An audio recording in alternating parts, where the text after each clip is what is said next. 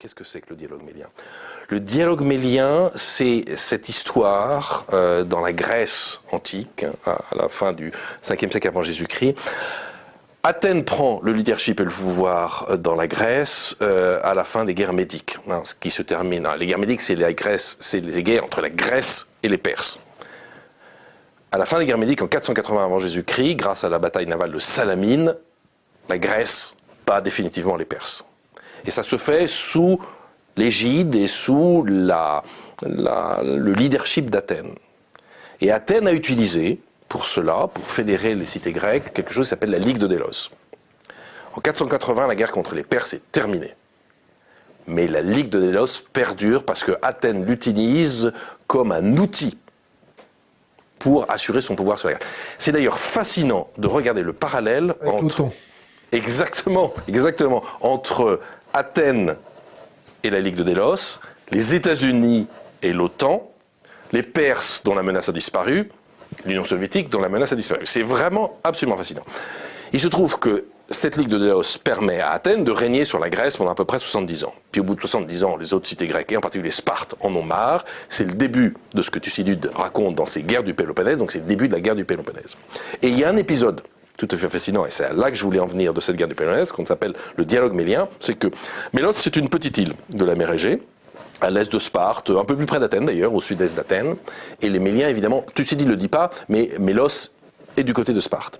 Donc Athènes débarque et dit à Mélos, il faut que vous payiez un tribut. Parce que dans la Ligue de Délos, soit vous donniez des troupes, on retrouve l'OTAN, soit vous payez un tribut. C'est le tribut que la plupart des pays européens aujourd'hui payent aux États-Unis via l'OTAN pour soi-disant assurer leur sécurité, alors que c'est pas absolument certain que les États-Unis ça les intéresse toujours. Enfin bref, revenons à la Ligue de Délos et à l'ordre mélien. Et donc Mélos répond à Athènes, non, on ne veut pas payer notre tribut. D'abord, nous sommes une petite cité neutre et pacifique. C'est pas vrai, en fait, ils ne sont pas neutres, ils sont du côté de Sparte. Mais ils disent, nous sommes neutres, nous sommes pacifiques, et nous en appelons au sens de la justice d'Athènes. Et Athènes répond, il n'y a pas de justice entre puissances inégales. Athènes assiège la cité. La femme force sa reddition, tue tous les hommes et réduit femmes et enfants à l'esclavage. Et Athènes dit bien, il n'y a pas de justice dans le raisonnement des hommes lorsque les puissances en jeu ne sont pas égales. Et dans ce cas-là, les forts dictent leurs lois et les faibles leur obéissent. L'ordre du monde est régi par le dialogue mélien. C'était vrai il y a 2500 ans, c'était vrai il y a 50 ans, ça sera encore vrai dans 200 ans. On peut le regretter, mais c'est comme ça. L'ordre mélien, c'est l'ordre du monde. Je vais même vous donner une anecdote plus récente, mais qui est beaucoup plus qu'une anecdote dont je suis sidéré qu'elle ne soit pas plus connue, qui prouve à quel point ça n'a pas changé. Davos, 1997.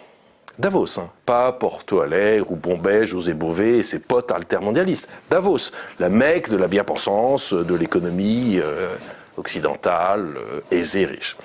Davos 1987 se termine sur une table ronde, tour de table, où on demande à un représentant des 5 continents de répondre à la question suivante, à qui appartiendra le XXIe siècle? Le 5e qui parle pour l'Europe. C'est un ministre français de l'époque qui parle à peu près bien l'anglais, donc on lui a dit c'est toi qui t'y colle. Et il est catastrophé parce qu'il entend les autres et il se dit mais qu'est-ce que je vais raconter? Je ne vais pas moi aussi raconter comme les 4 autres ballots que c'est à mon continent que... Et, bon, puis son tour arrive et il faut qu'il se lance. Alors il dit 2 choses. Il dit, bon, le XXe siècle vient de se terminer, nous les Européens, on n'en est pas très fiers, parce qu'on a légué au monde 2 guerres épouvantables. Mais néanmoins, il y a 2 choses dont nous sommes fiers, nous Européens. La première, c'est que c'est nous qui avons inventé l'idée de la démocratie, il y a très longtemps déjà, depuis la Grèce antique, et on a offert ça au monde, et ça on en est plutôt fiers.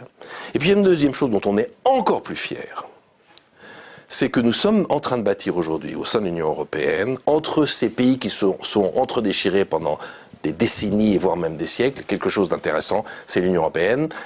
C'est l'idée que le jeu n'est pas une somme, le monde n'est pas un jeu à somme nulle, mais on peut tous s'en tirer.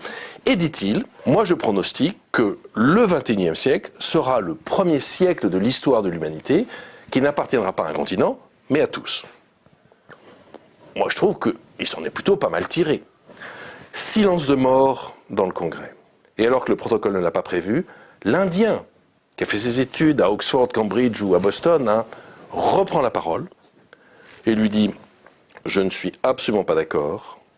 Le XXIe siècle sera un siècle de fer, de feu et de sang, où nous viendrons vous écraser parce que vous n'êtes que des Occidentaux décadents. » Et là, tonnerre d'applaudissements interminables dans tout le Congrès. Fin de Davos 1997.